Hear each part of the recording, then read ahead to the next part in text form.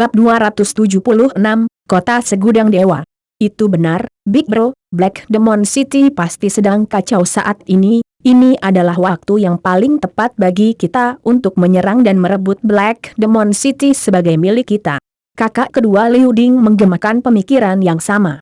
Alis Liu Minghai berkerut bersamaan saat dia menoleh ke samping melihat kakak ketiga Liu Wu, siapa castelan baru dari Black Demon City. Itu adalah doyen sekolah walet darah, Jiang Tianhua. Kabar yang beredar adalah, Jiang Tianhua dan Chen Xiaotian bersekutu, meluncurkan serangan mendadak pada 9 sekte iblis saat yang paling tidak mereka duga, membunuh Huhan. Kakak ketiga Liu Wu menjawab. Liu Minghai jatuh ke dalam perenungan termenung. Melihat ini, 4 orang lainnya terdiam. Sesaat kemudian, Liu Minghai mendongak bertanya, apakah Sumeimei tunduk pada Jiang Tianhua? Itu benar, kakak.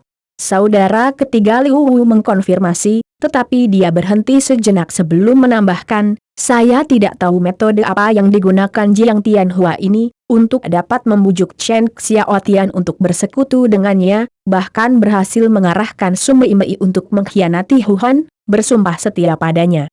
Selain Sumeimei, tetua sekte 9 Fiant lainnya juga tunduk pada Jiang Tianhua, dan karena itu, Jiang Tianhua dan Chen Xiaotian dapat bergandengan tangan, dengan mudah membunuh Huhan.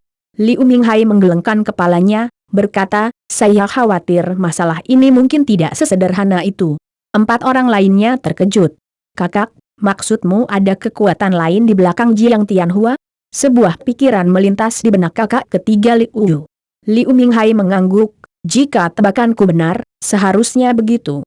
Jika tidak, Jiang Tianhua tidak dapat membujuk Chen Xiaotian untuk bersekutu dengannya dalam waktu sesingkat itu dan membuat Sumeimei dan para tetua mengkhianati Huhan. Keempat orang saling bertukar pandang di antara mereka sendiri.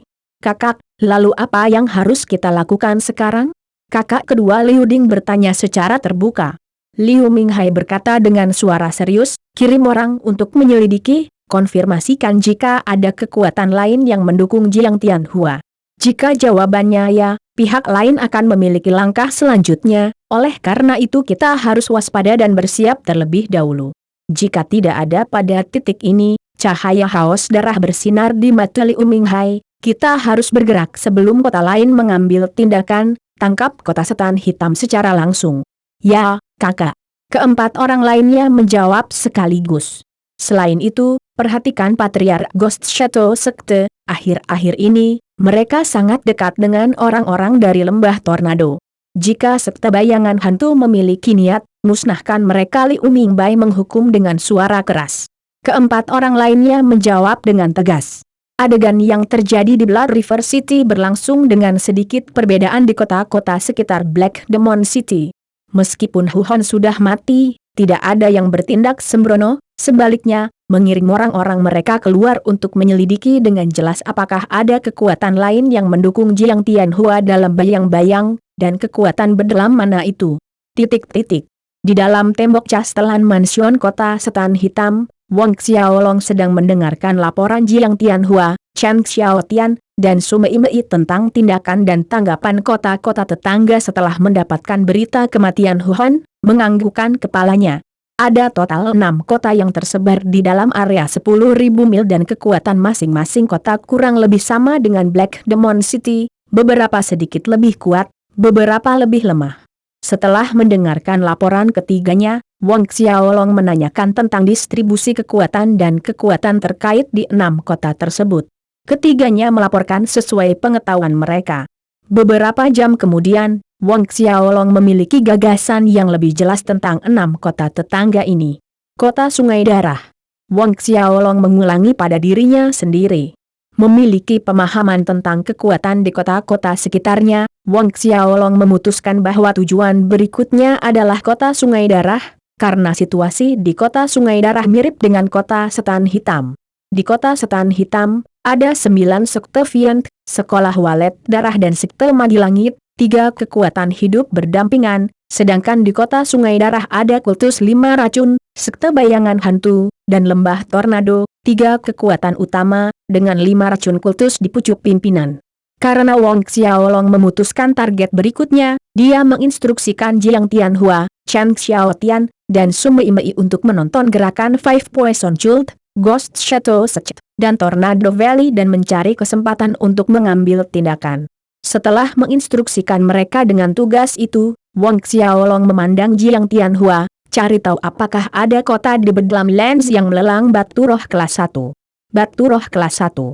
Meskipun Jiang Tianhua penasaran mengapa Wang Xiaolong mencari batu roh kelas 1, dia tidak berani menunjukkan rasa ingin tahunya, hanya menjawab ya dengan hormat. Wang Xiaolong melambaikan tangannya dan ketiganya mundur.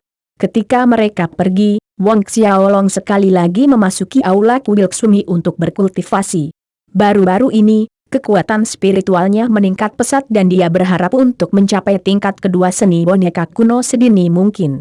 Pada saat itu akan sangat membantunya, apakah itu melawan musuhnya atau orang yang ingin dia kendalikan, memperluas kekuatannya. Dan kitab suci metamorfosis tubuh Wang Xiaolong telah mencapai tahap akhir, bentuk ekor gantung. Tidak lama kemudian Wang Xiaolong menyelesaikan seluruh 12 tahap, memasuki tahap kesempurnaan kecil untuk membentuk inti dalam tubuhnya. Inti dalam melahirkan energi esensi sejati dengan menyerap energi spiritual setiap saat, dan energi esensi sejati penuh dengan vitalitas, tidak pernah menghilang. Dengan hadirnya energi esensi sejati, kecepatan kultivasi Wang Xiaolong menjadi lebih cepat.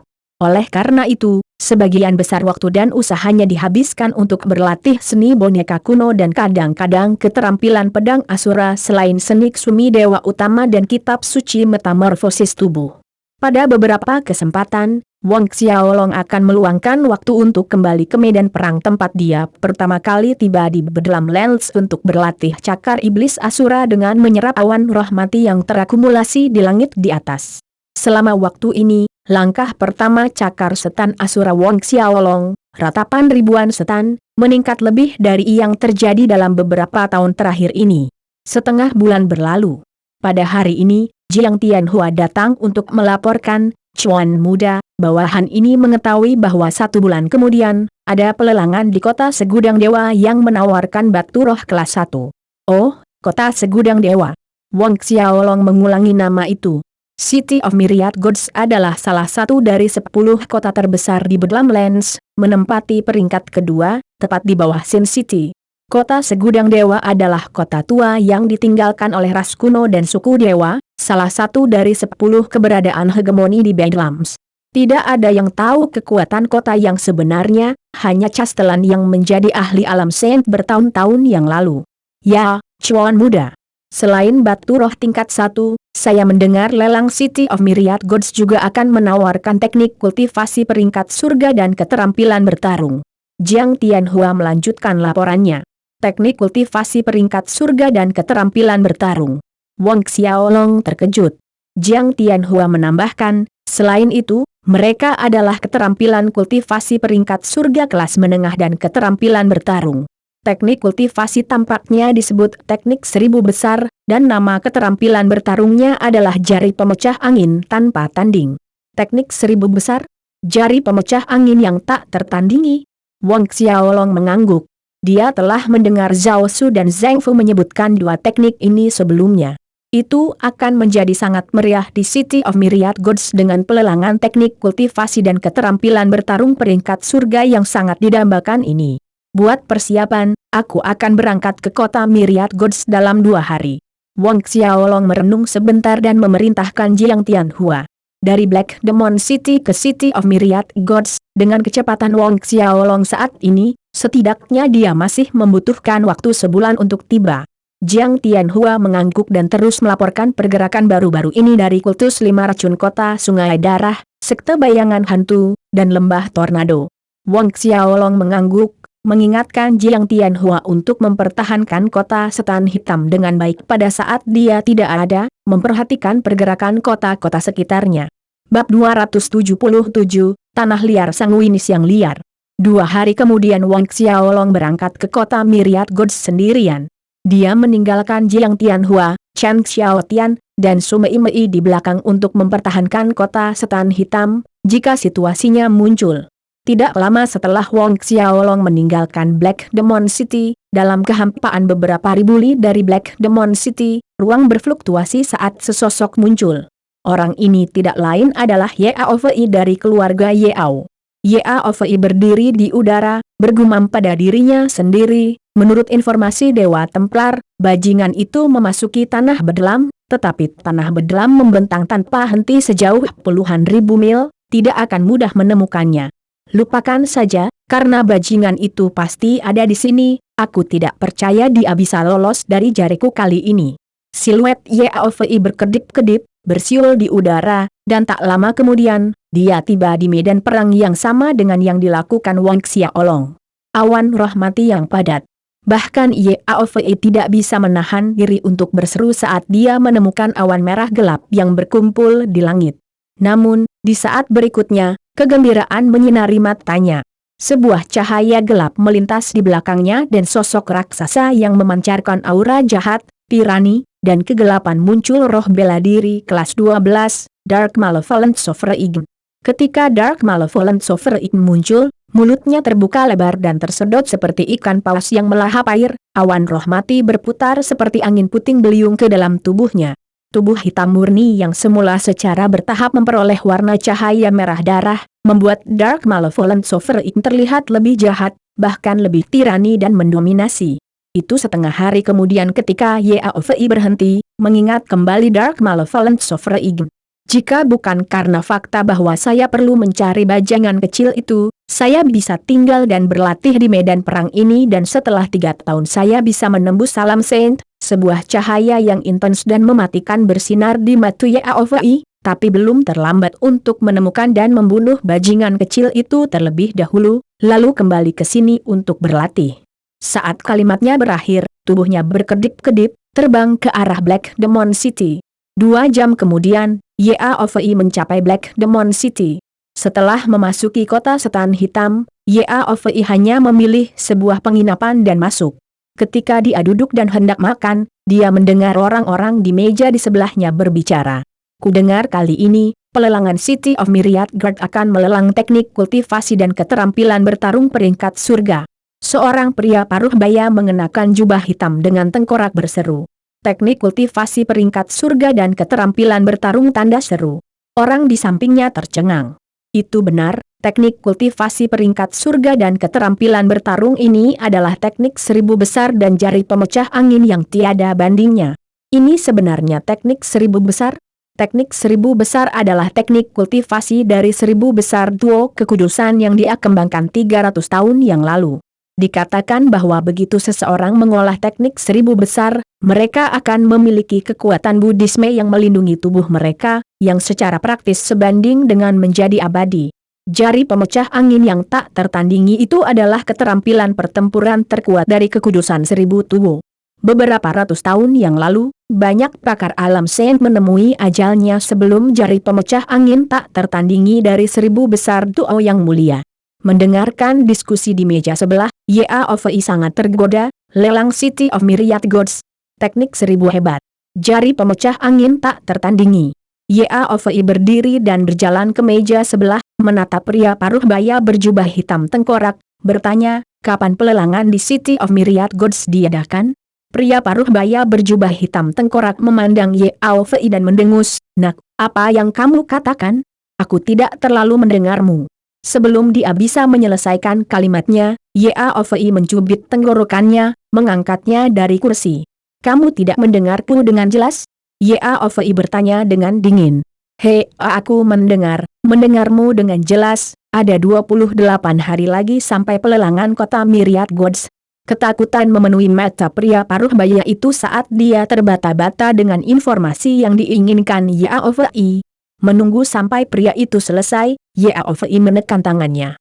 Dengan putaran pergelangan tangannya terdengar suara patah tulang. Yao Fei melemparkan tubuh pria paruh baya itu ke sudut penginapan, lehernya melingkar ke samping tanpa tanda-tanda bernapas. Ternyata, lehernya patah. Yao Fei melirik ke 4 orang yang berbagi meja yang sama dengan pria paruh baya itu. Menghadapi Yao Fei, mereka berempat mundur dengan tergesa-gesa karena panik, tetapi Yao Fei kehilangan minat pada mereka setelah membunuh pria paruh baya itu. Sebaliknya, dia berbalik, menghilang dalam sekejap. Meninggalkan gerbang Black Demon City dalam hitungan detik, tujuannya adalah City of Myriad Gods. Teknik 1000 hebat. Percikan api hitam menari sebentar di mata Yao Fei. Menurut pengetahuannya, orang yang menciptakan teknik 1000 besar ini 300 tahun yang lalu, 1000 Tuo yang mulia juga memiliki roh bela diri elemen gelap.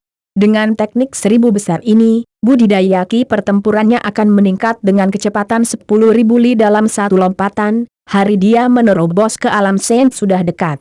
Alam suci. Oleh karena itu, kali ini, dia benar-benar harus mendapatkan teknik 1000 besar. Terlepas apakah itu melalui pelelangan atau melalui Caroline. Sementara Yao Fei bergegas menuju kota Myriad Gods, di sisi lain gurun, sesosok berkedip, melayang di udara. Ini persis Wong Xiaolong, yang sedang melakukan perjalanan ke kota Myriad Gods. Wong Xiaolong mengamati gurun di bawah, mengeluarkan peta dari lengan bajunya. Ini seharusnya menjadi Savage Sanguine Wasteland. Wong Xiaolong mempelajari peta, berbicara sendiri.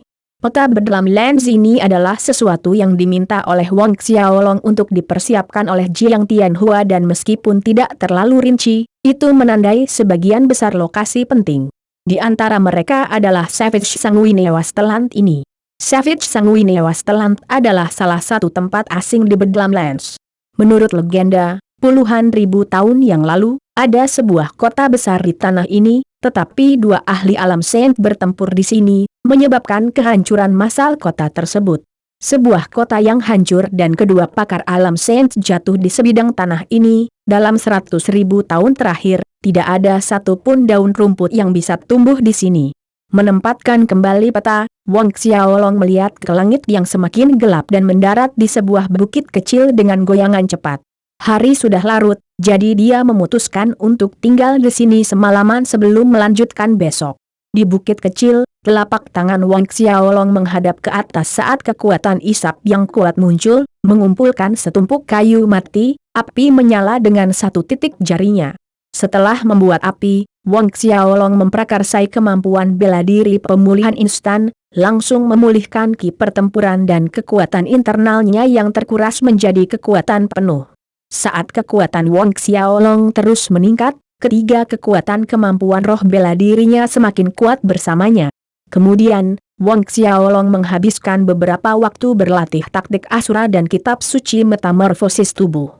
Saat malam semakin gelap, cahaya bulan yang cemerlang menyebar seperti lautan kabut darah di atas Savage Sanguine Wasteland.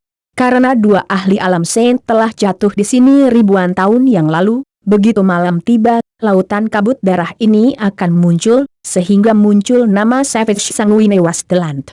Setengah bulan tersisa untuk lelang City of Myriad Gods. Wong Xiaolong menghitung waktunya. Perjalanan ke kota segudang dewa ini semata-mata untuk batu roh kelas 1. Kota itu adalah sebuah monumen yang ditinggalkan oleh suku dewa kuno. Di area dan ruang di sekitar kota segudang dewa adalah tempat tinggal yang ditinggalkan oleh beberapa ahli suku dewa. Wong Xiaolong ingin mencoba peruntungannya dan melihat apakah dia dapat menemukan salah satu rumah besar yang ditinggalkan ini. Secara umum, akan ada pelet roh tingkat 10 atau bahkan pelet roh tingkat surga. Menghitung waktu, pemilihan murid Dewa Templar berikutnya tidak lebih dari 3 tahun lagi. Kecepatan kultivasi Wong Xiaolong selalu luar biasa, namun itu masih jauh dari menerobos ke alam saint dalam periode 3 tahun, kecuali dia bisa menemukan pelet roh kelas 10 yang legendaris atau pelet roh kelas surga. Meskipun daerah di sekitar kota Myriad Gods memiliki banyak ruang tersembunyi para ahli suku dewa kuno, orang-orang yang berhasil menemukannya sedikit dan jarang, kemungkinannya kurang dari 1 dalam 1000. Tepat pada saat ini, suara angin bertiup ke telinga Wong Xiaolong. Berbalik untuk melihat, dia melihat 2 orang terbang ke arahnya dengan kecepatan tinggi. Bab 278, jangan menghindar jika Anda punya nyali. Ketika kedua orang itu cukup dekat sehingga Wong Xiaolong dapat melihat ciri-ciri mereka dengan jelas, dia terkejut. Sisi lain terdiri dari seorang pria dan seorang wanita. Jika Wong Xiaolong ingat dengan benar, wanita itu adalah murid sekte bayangan hantu. Wang Xiaolong melihatnya sekali ketika dia pertama kali tiba di Black Demon City.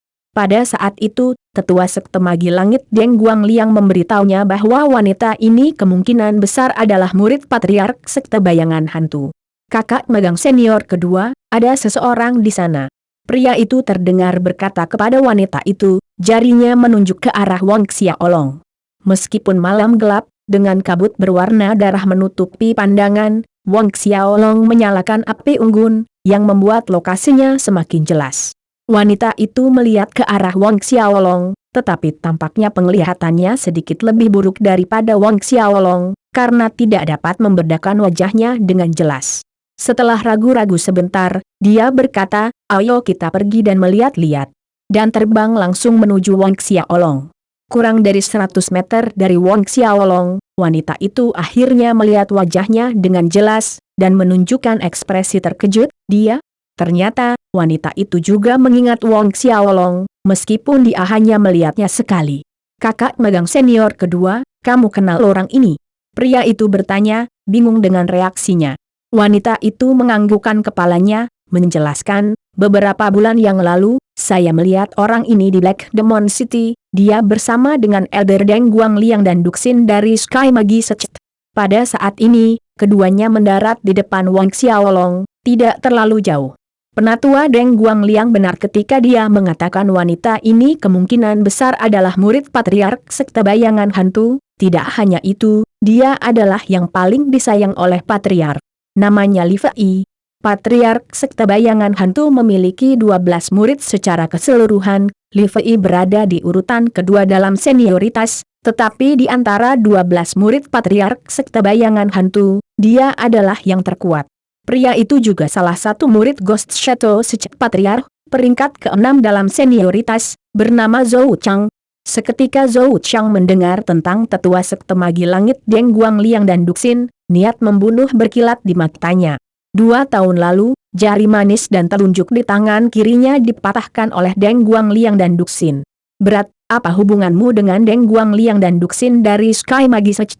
Zhou Chang mendekati Wang Xiaolong, wajahnya membeku. Wang Xiaolong acuh tak acuh, apa hubungan saya dengan Deng Guangliang dan Duxin? Saya tidak wajib memberitahu Anda. Mata Zhou Chang menyipit karena kedengkian, tidak ada kata-kata lagi yang diucapkan saat cahaya merah tua tiba-tiba muncul dari tubuhnya. Saat cahaya meredup, sebilah pedang besar melayang di atas kepala Zhou Chang, dengan penampilan pedang besar itu, secercah seperti baja keperakan menyelimuti tubuh Zhou Chang. Si roco yang bergolak berputar lurus ke arah Wang Xiaolong. Li Fei tidak menyangka Zhou Chang akan menyerang Wang Xiaolong begitu tiba-tiba, mulutnya terbuka ingin menghentikan saudara laki-laki magang juniornya, tapi sudah terlambat, dia hanya bisa melihat cahaya pedang Zhou Chang menelan Wang Xiaolong.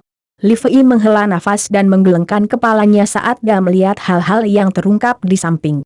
Semangat bela diri junior apprentice Brother Zhou Chang ke-6 memiliki kekuatan serangan terkuat pedang raksasa bumi hebat, dikombinasikan dengan keterampilan pertempuran peringkat bumi tingkat tinggi, taktik pedang angin puyuh, bahkan ahli orde ke-6 Xiantian akhir akan kesulitan menghadapi Zhou Chang.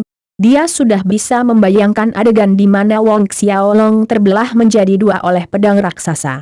Sayang sekali, dia ingin mencari tahu dari Wang Xiaolong bagaimana sekte magi langit dan sekolah walet darah bersatu untuk mengalahkan Huan, dan akhirnya menelan sekte 9 Fiant. Ketika dia pertama kali bertemu dengannya, Deng Guangliang dan Duxin berjalan di belakangnya, membuktikan bahwa statusnya seharusnya cukup tinggi, mungkin dia memiliki beberapa informasi orang dalam. Saat cahaya pedang menelan Wang Xiaolong sepenuhnya, Zhou Chang, sebenarnya, agak terkejut bahwa sangat mudah untuk membunuh orang ini. Terpikir oleh Zhou Chang bahwa pemuda ini pasti memiliki beberapa keterampilan karena dia berani datang ke tempat seperti Savage Sanguinewa telan sendirian. Dia tidak menyangka bahwa Wang Xiaolong gagal menerima satu gerakan darinya. Menyedihkan, jadi kamu hanyalah orang lemah. Zhou Chang mencibir dengan dingin. Tapi tepat saat suaranya terdengar, seberkas cahaya pedang yang menyilaukan melonjak ke langit, memancarkan aura pemusnahan, tirani, dan kehancuran saat itu langsung menghancurkan cahaya pedang si roco Zhou Chang. Taktik pedang angin puyuh rusak, meledak seperti gelembung dan menghilang. Lingkungan segera menjadi sunyi. Li Fei, berdiri di samping, tercengang menatap Wong Xiaolong memegang Blades of Asura di tangannya. Energi hitam merah tua melilit Wong Xiaolong di mana dia berdiri, saat itu melonjak ke segala arah seperti tsunami, memancarkan aura pembantaian yang menakutkan yang cukup untuk membuat jantung berdebar ketakutan. Wajah Li Fei dan Zhou Qiang menegang merasakan atmosfer tirani dan aura pembantaian yang menakutkan, terutama Zhou Qiang, raut wajahnya sangat suram. Mengabaikan Li Fei, Wong Xiaolong perlahan berjalan menuju Zhou Qiang. Melihat Wong Xiaolong mendekat, Zhou Qiang terbangun dari kebingungannya. "Nak, tanpa diduga kamu memang memiliki beberapa keterampilan, tapi lebih baik begini, lebih menarik. Jika kamu mati hanya karena satu gerakan, aku tidak akan merasa puas membunuhmu." Haus darah berbinar di mata Zhou Qiang, pedang bumi besar berputar cepat di atas kepalanya, melepaskan kekuatan misterius. Kekuatannya diperkuat oleh kekuatan misterius ini dan atmosfer Zhou Qiang naik dengan kecepatan dramatis, menjadi sepertiga lebih kuat dari awalnya. Ini adalah kemampuan bawaan roh bela diri Zhou Qiang, mirip dengan kemampuan penguatan roh bela diri Sungai Perak Fei Hao. Keduanya dapat meningkatkan kekuatan pertempuran Ki pemilik, namun, tingkat peningkatannya sedikit lebih lemah daripada milik Fei Hao. Berteriak di bagian atas paru-parunya, tubuh Zhou Qiang berjemur di sinar cahaya pedang yang cemerlang, berubah menjadi pedang raksasa dan meluncurkan serangan lain ke arah Wong Xiaolong, tiba tepat di atas kepala Wong Xiaolong di saat berikutnya, menebas dengan kekuatan penuh. Pedang raksasa belum tiba, namun kekuatannya cukup untuk mengangkat batu ke udara saat mereka hancur menjadi debu batu. Wong Xiaolong melirik pedang raksasa yang menebasnya, tetapi dia tidak menerimanya secara langsung. Menjauh dengan Phantom Shuttle, Wong Xiaolong meninggalkan bayangan kabur, menghindari serangan dengan mudah. Nyaris menghindari serangan itu, ledakan menggelegar datang dari tempat Wong Xiaolong berdiri sepersekian detik yang lalu. Menengok ke belakang, pedang raksasa itu meninggalkan luka 100 meter di tanah, membuka tebing. Seluruh bukit kecil itu bergetar, mengangkat tirai debu setinggi beberapa meter. Melihat Wong Xiaolong menghindari serangan keduanya, Zhou Qiang kesal, "Nak, jangan menghindar jika kamu punya nyali." Sebelum suara Zhou Qiang berakhir, sosok di depannya berkedip. Wong Xiaolong muncul dalam jarak dekat beberapa meter darinya, murid-muridnya berkilauan dengan sedikit rasa dingin. Tangannya mengayunkan pedang kehilangan belas kasihan dan keraguan. Beberapa lampu pedang berubah menjadi banyak rantai, menyelimuti ruang di sekitarnya, luar biasa, memancarkan aura kematian. Rantai Dewa Kematian. Zhou Qiang terkejut, tubuhnya membelok ke samping, ingin menghindar, tetapi meskipun responnya cepat, dia menemukan bahwa tidak peduli ke arah atau sudut mana dia menoleh, tidak ada cara untuk melarikan diri dari rantai yang mengejar. Tiba-tiba, gerakannya dibatasi. Zhou Qiang melihat ke bawah dan melihat rantai demi rantai melilit tubuhnya seperti ular neraka. Energi dingin yang terasa seperti berasal dari neraka merembes ke dalam tubuhnya melalui rantai jahat ini, menyerang tubuhnya seperti racun 10.000 ular. Jeritan melengking Zhou Qiang membuat udara malam. Li Fei berdiri kosong di tempat yang sama. Semuanya terjadi terlalu cepat. Zhou Qiang yang percaya diri baru saja memotong jurang di atas bukit, namun lebih cepat dari kedipan mata, situasinya terbalik. Li Fei dengan cepat menenangkan diri dan hendak membantu Zhou Qiang ketika semua rantai kembali dari semua sisi dan sudut, menembus tubuh Zhou Qiang. Li Fei, yang hendak membantu, menjadi kaku. Waktu sepertinya berhenti juga. Mata Zhou Qiang membulat lebar, menundukkan kepalanya untuk melihat tubuhnya yang berlubang penuh dengan lubang berdarah. Kehilangan semua kekuatannya, dia jatuh ke tanah. "Anda." Zhou Qiang menunjuk ke arah Wong Xiaolong. Bab 279, peninggalan dari seorang guru suku Dewa Kuno. Kakak magang junior ke-6. Teriak Li Fei, berlari langsung ke sisi Zhou Qiang. Balasan Zhou Qiang memuntahkan seteguk darah, berceceran di seluruh Li Fei, kepalanya menggantung tak bernyawa saat dia jatuh ke tanah. Li Fei menyeka darah dari wajahnya dengan hampa, terasa lengket dan sedikit hangat di jari. "Kakak magang junior ke-6, kakak magang junior ke-6." Li Fei memanggil tanpa henti, tetapi Zhou Qiang tidak akan memberikan tanggapan lagi. Di kejauhan, Wong Xiaolong perlahan mendekat.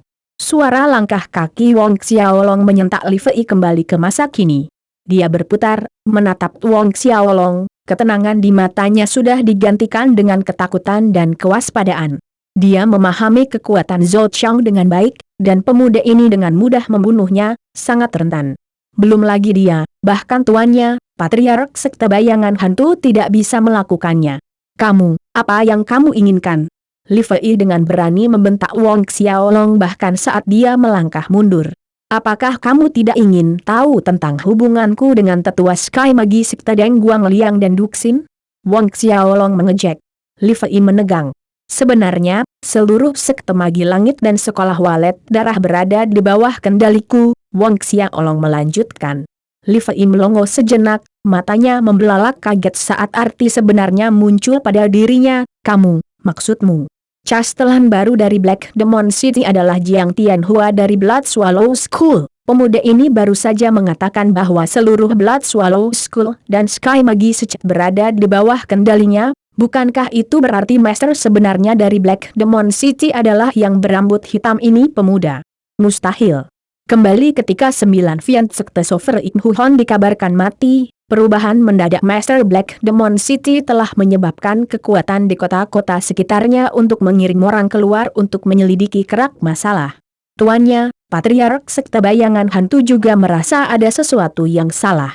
Sekarang, pemuda berambut hitam di depannya mengatakan bahwa semuanya diatur olehnya di belakang layar tanda seru. Li Fei tidak bisa mencerna fakta ini. Black Demon City sepenuhnya berada di bawah kendaliku, selanjutnya adalah Blood River City. Wong Xiaolong menambahkan, itu pasti. Sekarang, saya memberi Anda 2 pilihan, 1, tunduk kepada saya, atau 2, mati. Pada titik ketika Zhou Qiang menyerang, Wong Xiaolong telah memutuskan, setelah semua, target berikutnya adalah menaklukkan kota Sungai Darah, dia mungkin juga mulai meletakkan dasar sekarang. Wong Xiaolong berencana untuk pertama-tama mengambil alih Sekte Bayangan Hantu, berhasil sehingga akan sangat memudahkan bagian selanjutnya dari rencananya mengambil alih kultus 5 racun kota Sungai Darah. Terus terang, dengan kekuatan Wong Xiaolong saat ini, dengan tambahan Sekte Bayangan Hantu, menghancurkan dan menaklukkan kultus 5 racun bukanlah hal yang luar biasa. Menaklukkan kematian. Ekspresi Li Fei berubah lagi dan lagi. Dia tahu bahwa pemuda berambut hitam ini tidak berbohong, dan karena dia berani mengungkapkan kebenaran, itu juga berarti dia tidak takut dia melarikan diri. Jika dia mencoba, dia akan berakhir seperti kakak ke-6 junior magangnya, mati. Matanya menatap diam-diam ke mayat Zhou Qiang di tanah, tapi, jika dia tunduk, maka kamu tidak perlu khawatir tentang tuanmu. Segera, tidak hanya tuanmu, tetapi seluruh Sekte Bayangan Hantu dan kota Sungai Darah akan berada di bawah kendaliku. Suara acuh tak acuh Wong Xiaolong menyela pikiran Li Fei. Li Fei mempelajari Wong Xiaolong, dari ekspresi wajah dan nada suara pemuda berambut hitam itu, dia mendeteksi keyakinan mutlak dalam menaklukkan segalanya. Wong Xiaolong tidak menambahkan sepatah kata pun setelah itu, hanya menatap wanita muda itu. Akan lebih baik jika gadis ini tunduk dengan sukarela, jika tidak, dia tidak punya pilihan selain membunuhnya. Untuk Wong Xiaolong, ini tidak memengaruhi rencananya untuk mengambil alih kota Sungai Darah. Sama seperti bagaimana dia ketika dia perlahan mengubah Sekte Magi Langit Magi dan tetua sekolah walet darah, tidak tergesa-gesa, memberikan waktu pertimbangan yang cukup kepada pihak lain. Setengah dupa kemudian, Li Fei menurunkan penjaga di sekitar lautan jiwanya, memungkinkan Wong Xiaolong untuk mencap tanda jiwa di dalamnya. Wong Xiaolong diam-diam merasa lega setelah semuanya selesai, kehadiran Li Fei akan bermanfaat bagi rencana masa depannya dalam menaklukkan Sekte Bayangan Hantu. Selanjutnya, Li Fei membagikan semua yang dia ketahui tentang situasi Sekte Bayangan Hantu dengan jujur, tidak menyembunyikan informasi. 1 jam kemudian, Li Fei mengakhiri laporannya. Wong Xiaolong mengangguk, informasi dari Li Fei dengan jelas menguraikan situasi internal Sekte Bayangan Hantu kepada Wong Xiaolong, dan Patriark Sekte Bayangan Hantu harus menjadi orde ke-8 Xiantian awal, sebanding dengan Huhon, penguasa Sekte 9 Fiant sebelumnya. Selain Patriark, ada 4 ahli orde ke-7 Xiantian, sedangkan Xiantian tingkat menengah naik menjadi sekitar 30 orang. Namun, yang mengejutkan adalah bahwa Patriark Sekte Bayangan Hantu benar-benar mengasuh sekelompok pembawa pesan kematian bayangan hantu, total 38 orang. Masing-masing setidaknya merupakan orde keempat Xiantian ke atas, dan yang terkuat adalah puncak orde keenam Xiantian akhir. Ketika dia meminta Sekte Magi Langit dan Sekte Walet Darah untuk menyelidiki Sekte Bayangan Hantu, informasi ini tidak disertakan. Tetap saja, air mengalir dalam. Tampaknya Patriark Sekte Bayangan Hantu ini adalah karakter seperti itu. Dari laporan Li Fei, kekuatan sebenarnya Sekte Bayangan Hantu tidak jauh lebih lemah dibandingkan pemilik kota Sungai Darah, Kultus 5 Racun. Wang Xiaolong juga mengetahui dari Li Fei bahwa Sekte Bayangan Hantu dan Lembah Tornado diam-diam telah bersekutu untuk menangani Kultus 5 Racun, dan sedang merencanakan serangan dalam beberapa hari terakhir untuk menggantikan status Kultus 5 Racun di kota Sungai Darah. Sebuah cahaya bersinar di mata Wang Xiaolong. Apa yang kalian berdua lakukan padanya? The Savage Sanguinea Stellan? Wang Xiaolong bertanya. Kami ditugasi oleh guru untuk mencari seseorang bernama Fan Encheng. Li Fei menjawab, orang ini memiliki bagian dari peta yang ditinggalkan oleh seorang master suku dewa dari zaman kuno. Sebagian peta yang ditinggalkan oleh master suku dewa dari zaman kuno. Wang Xiaolong tertegun. Ya, Li Fei menegaskan, selain saya dan kakak magang junior ke-6, guru, kakak magang senior dan kakak magang junior ketiga juga ada di sini, di area Savage Sanguinea Wasteland. Kami mengejar secara terpisah, Chuan sendiri, saya dan saudara magang junior ke-6 dalam satu tim, sementara saudara magang senior dan saudara magang junior ketiga membentuk tim lain. Bagian dari peta yang ditinggalkan oleh Master Suku Dewa Kuno. Wang Xiaolong hampir tidak bisa menahan kegembiraan di hatinya. Peta ini sangat mungkin menjadi peta tempat tinggal mereka yang tersembunyi. Selain itu, dia tidak menyangka Patriark Sekte Bayangan Hantu juga ada di sini. Pada saat ini, sesuatu mengguncang pinggang Li Fei, dan dia mengeluarkan tablet batu giok kecil.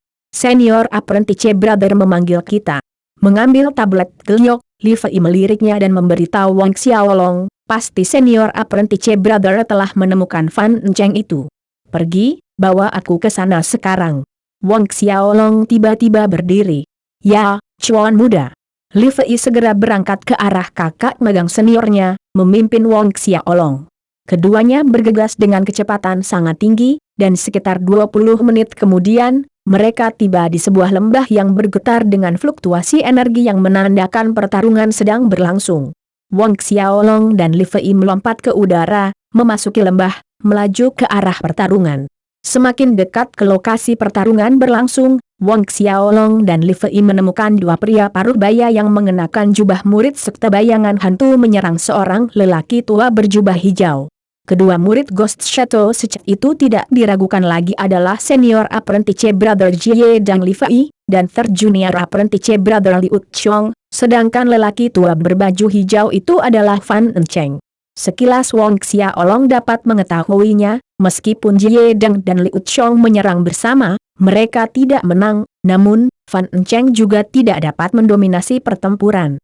Mendengar suara siulan angin, ketiganya berbalik. Kakak magang junior kedua. Kakak magang senior kedua. Melihat itu adalah Li Fei, baik Jie Dang dan Liu Chong sangat gembira, tetapi agak heran ketika mereka menyadari kehadiran Wang Xiaolong. Bab 280, Patriark Sekte Bayangan Hantu. Ketika lelaki tua berjubah hijau, Fan Encheng, melihat Li Fei, wajahnya menegang saat panik. Dia bisa menangani Jie Dang dan Liu Chong pada saat yang sama, menambahkan Li Fei lain, namun, dia pasti akan kalah. Mengambil tindakan putus asa, Fan Encheng melakukan serangan diam-diam, meninju kedua tinjunya, mengarah ke Jie Dang dan Liu Chong. Tinju menembus udara, kekuatannya berlipat ganda seperti ombak yang menghantam pasir. Waspada, Jie Dang dan Liu Chong berputar dan bergegas melompat mundur untuk menghindari serangan Fan Encheng. Begitu Jie Dang dan Liu Chong pindah, sebuah jalan terbuka. Melihat ini, Fan Encheng memanfaatkan kesempatan itu, berlari melewati mereka berdua dengan kecepatan kilat. Dalam sekejap, Fan Encheng berada 100 meter di luar jangkauan. Jie Deng dan Liu Chong sangat ingin untuk tidak membiarkan Fan Enceng melarikan diri, tidak peduli untuk menyapa Li Fei, keduanya terbang ke depan untuk memblokir Fan Enceng. Tapi saat mereka ingin bergerak, mereka melihat sosok yang menghalangi jalan Fan Enceng, orang itu meninju dan sebuah ledakan meledak, membuat Fan Enceng jatuh ke tanah. Orang itu tidak lain adalah Wang Xiaolong. Di Fan Enceng ini adalah bagian dari peta ahli suku Dewa Kuno, tentu saja Wang Xiaolong tidak akan membiarkannya melarikan diri. Wang Xiaolong bergabung dengan keributan itu mengejutkan Jie Dong, Liu Chong, serta Fan Enceng sendiri, menatap orang asing ini dengan waspada. Setelah menghalangi Fan Enceng melarikan diri, Wang Xiaolong tidak bergerak lagi, juga tidak mengucapkan sepatah kata pun. Semua kebisingan berhenti dengan canggung di lembah. Kira-kira 1 menit kemudian, Jie Deng memecah kesunyian, murid junior kedua adik, saudara ini.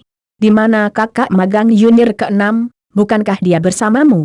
Jie Deng bertanya melihat Li Fei.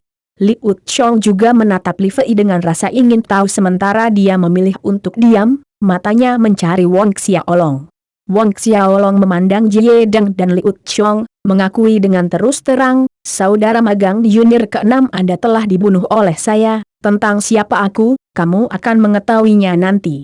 3 orang Jie Deng, Liu Chong, dan Fan Enceng tercengang mendengar pengakuan Wang Xiaolong yang meremehkan. Jie Deng dan Liu Chong sedikit memucat. Kakak magang junior kedua, apakah yang dia katakan benar? Tanda seru. Jie Deng meraung pada Li Fei, dia membunuh kakak magang junior ke-6 tanda seru. Kemarahan naik dengan cepat di wajah Liu Chong. Li Fei memandang Jie Deng dan Liu Chong, menegaskan dan mengangguk, ya. Wajah Jie Deng melengkung karena marah dan kaget. Li Fei, kamu benar-benar berani mengkhianati sekte bayangan hantu, berkolusi dengan orang luar untuk menyakiti murid sekte sendiri. Jie Deng memelototi Li Fei dengan mata dingin yang seperti melihat orang mati. Pria muda ini telah membunuh saudara magang junior ke-6 mereka, Zhou Chang, tetapi Li Fei datang ke sini bersamanya, ini tidak bisa dimaafkan. Liu Chong terlalu memelototi Li Fei, niat membunuh semakin tebal setiap detik.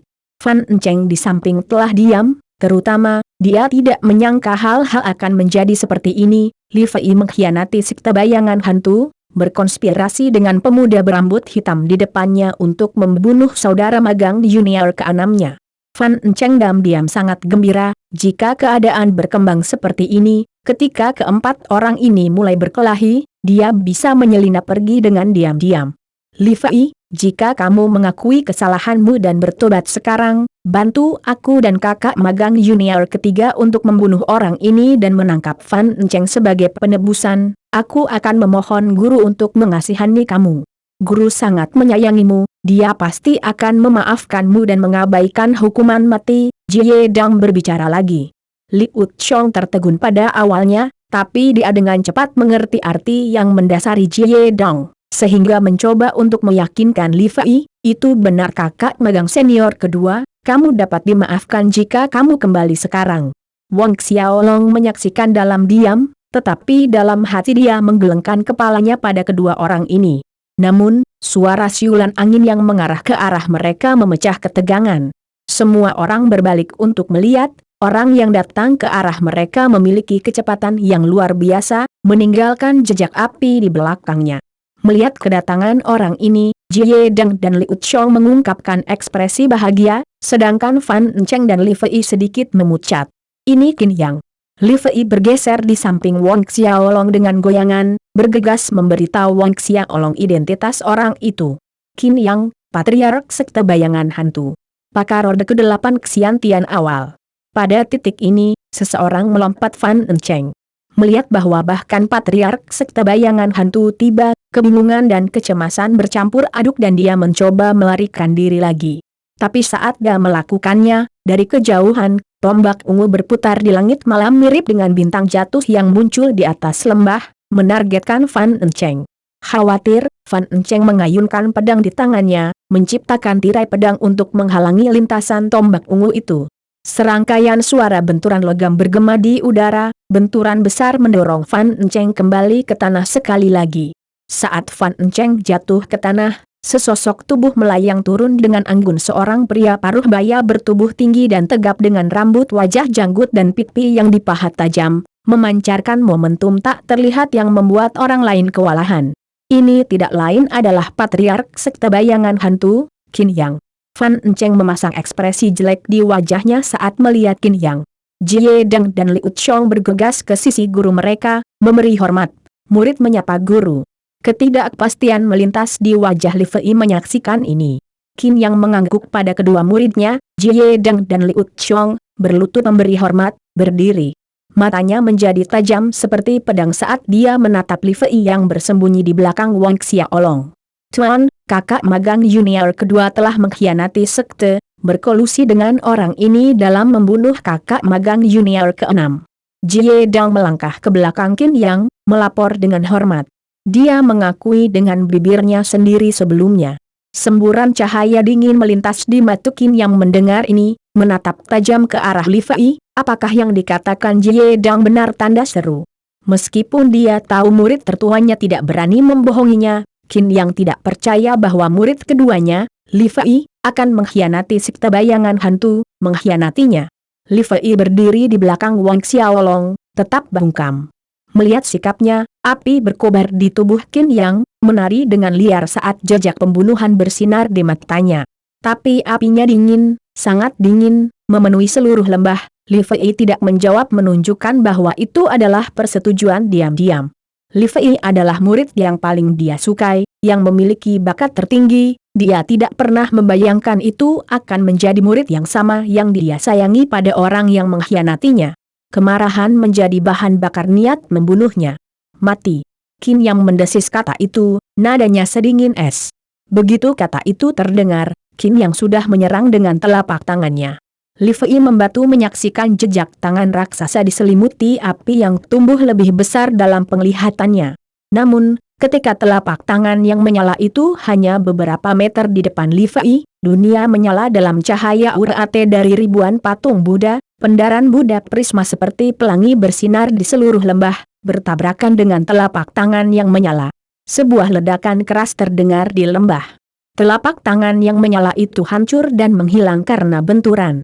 Hasil ini mengejutkan semua orang. Mata mengarah ke Wang Xiaolong, dialah yang memblokir serangan Qin Yang.